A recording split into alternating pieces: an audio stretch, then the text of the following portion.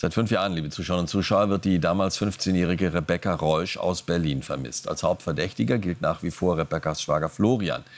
Jetzt könnte vielleicht ein Gully eine neue Spur sein. Zumindest will eine Frau am Tag des Verschwindens der Jugendlichen an einem Feldrand im Kreis Dahme-Spreewald ein Zelt gesehen haben, das über einem Gully aufgebaut war. Daneben habe nach Aussage der Frau ein himbeerfarbener Renault Twingo gestanden. Einen solchen Wagen fuhr damals Rebeccas Schwager Florian R. Nun wurde festgestellt, dass der Gully erst vor kurzem geöffnet wurde.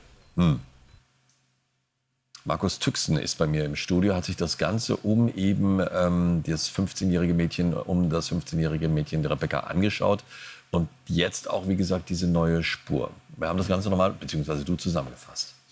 Ja, das ist wirklich einer der rätselhaftesten Kriminalfälle der vergangenen Jahre. Und die Berliner Polizei, die bleibt da auch dran. Das heißt also, die Akte Rebecca, die ist in der Tat noch nicht geschlossen. Und die Polizei hofft auch nach wie vor und weiterhin auf Hinweise aus der Bevölkerung, wie es jetzt diese neueste Gully-Spur auch ist. Und deswegen für uns mal ein Grund, auch die Chronologie des Ganzen zusammenzufassen für Sie, weil jeder Hinweis auch in den Tagen damals kann eine Rolle spielen. Dreh- und Angelpunkt ist der 18. Februar 2019. Da verschwindet Rebecca spurlos in Berlin-Britz. Der Tag wurde inzwischen versucht zu rekonstruieren, aber es fehlen eben noch ein paar Fakten. Die Polizei hat schnell reagiert, sofort eine Öffentlichkeitsfahndung eingeleitet, weil sie gleich dachte, es handelt sich hier um ein Verbrechen. Und es gab dann auch recht schnell die erste Festnahme. Schwager Florian R. war sofort im Visier der Ermittler. Sie haben das Haus dort, wo er wohnt, auch mehrfach durchsucht. Aber sie dachten, sie hätten genug Indizien. Aber schon nach der ersten Festnahme, und daraus folgt, es gibt gleich eine zweite,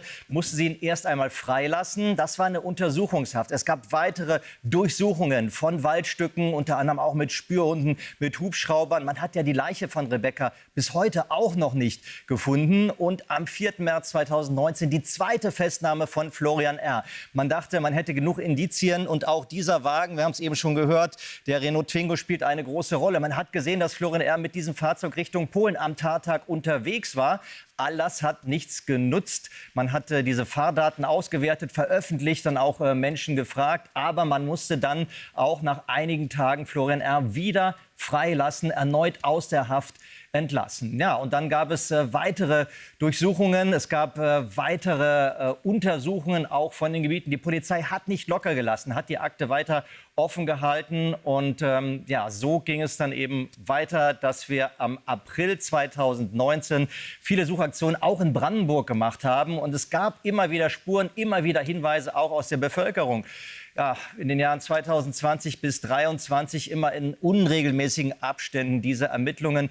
Aber keine heiße Spur. Trotzdem hat man nicht locker gelassen. Und jetzt der Gully, ein Gully wie dieser hier. Und genau das ist die interessante Information. Gar nicht, dass es die Information schon gab am Tag des Verschwindens von Rebecca, von einer Hundehalterin, sondern dass dieser Gullydeckel in verschiedenen Internetforen auch besprochen wurde. Und jetzt am Mittwoch war er noch unverschlossen, berichten die Kollegen der Bild-Zeitung. Am Donnerstag soll er bewegt und geöffnet worden sein. Die Polizei äußert sich dazu nicht, sagt, ja, die Ermittlungen laufen nach wie vor. Das könnte also eine neue heiße Spur sein. Aber es könnte auch ein weiteres Rätsel sein in diesem Fall um die 15-jährige oder damals 15-jährige Rebecca. Die Polizei nach wie vor keine heiße Spur und sie weiß bis heute nicht, was mit Rebecca passiert ist und wer sie umgebracht hat. Ja, und das ist ein Fall, da bekommt man immer noch Gänsehaut. Und ich bin mir auch sicher, die vielen, vielen Polizeibeamten, die daran seit 5 Jahren und länger arbeiten, denen lässt das alles keine Ruhe. Und deshalb ist die Akte bis heute geöffnet. Markus, recht vielen Dank.